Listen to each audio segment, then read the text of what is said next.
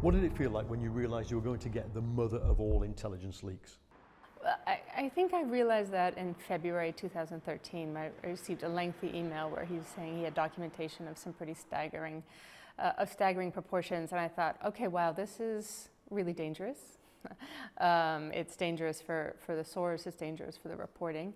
And then there was another part of me that was cautious because I wanted to make sure it wasn't some sort of a setup or entrapment. But mostly I was sort of braced myself for what I knew would be a pretty tense experience. Because you'd already experienced what it felt like to be selected by US intelligence. Right, yeah. Yeah, the US government put me on a watch list in 2006 after I made a film about the Iraq War.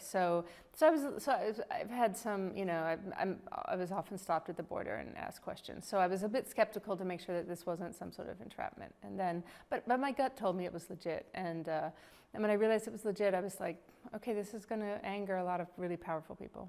Apart from angering powerful people, what do you think it's changed? Well, I think it's changed consciousness globally about the dangers and the threats of government surveillance, and I think it's caused some international tensions. And we're sitting here in Germany, and the response here has been pretty critical of what the NSA is doing. So, but apart from causing tension and exposing what people are doing, do you feel you've achieved anything? Well, I do. Actually, I think, changing how people think about the topic, I think is a first step. But I also think in terms of shifting technology. So we're seeing now technology companies understanding that customers will want privacy. And so that you see more encryption and you see them working differently. And I think we're going to see more of that in the coming years. Because one thing that I learned in communicating with Snowden is that encryption does work. That we use some, he asked me to use encryption, and we were able to communicate over 5 months, and I didn't expose the source. So every individual can do that using very simple technologies that they can. Yeah.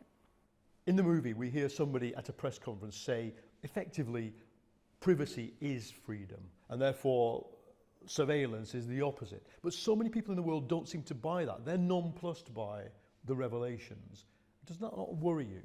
Actually, I think if you ask people if they would mind if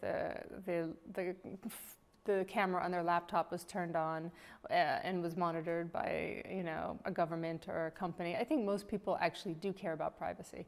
And I think that they're not really thinking through what the implications are. And if you ask somebody can we put a camera in your home? Could we, can I have your passwords for your email account? People obviously would say no. Their assumption, though, is that states will use that information benignly. And as the bad actors in the world proliferate, the wars and the killings and the genocide, people want security as well.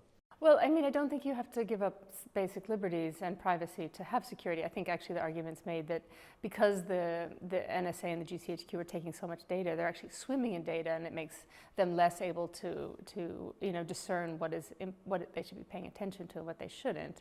And I also think that these are rights; these are fundamental rights to have privacy. At the end of the film, you intimate there's another whistleblower. How big is the intelligence that person is going to provide?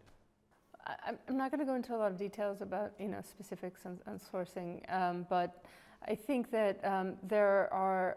All of the reporting. That Snowden is not the first person who's come forward with information. He's not the last, and we're continuing to report, as you see in the film.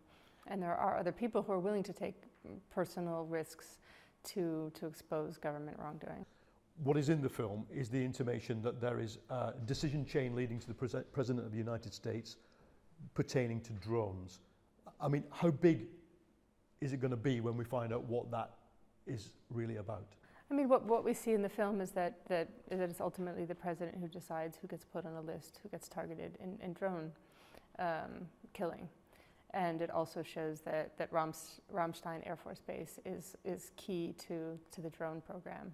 So that's US Air Force Base here in Germany is being used to kill people in Afghanistan. Well, it's part of the infrastructure that through which these attacks are made.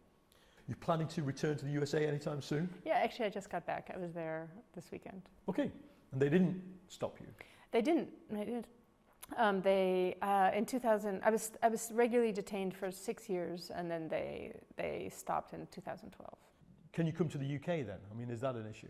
I haven't been to the UK since David Miranda was detained, and I don't feel comfortable traveling to the UK, and my lawyers don't think it's well advised for me to travel to the UK. But you're just back from the USA. What are you saying to us? That the UK's protections for civil liberties are actually possibly lower than the USA's? Yeah, they're lower for press freedom, and the Official Secrets, State Secrets Act is very, the law is not good for the press in the area of national security. Come to the UK? I don't feel comfortable, and my lawyers don't feel comfortable for me to travel to the UK. Is there anything you would do differently today, knowing the way this has played out? Yeah, sure. I mean, of course, there are things that if I could do again, that I would do again. But I think in general, given the high stakes of and the difficulties of this reporting, I think that we've managed to, report things that are of enormous public interest and do so. I mean, I think that the international response to the disclosures, speaks for itself. And has Edward Snowden seen the film?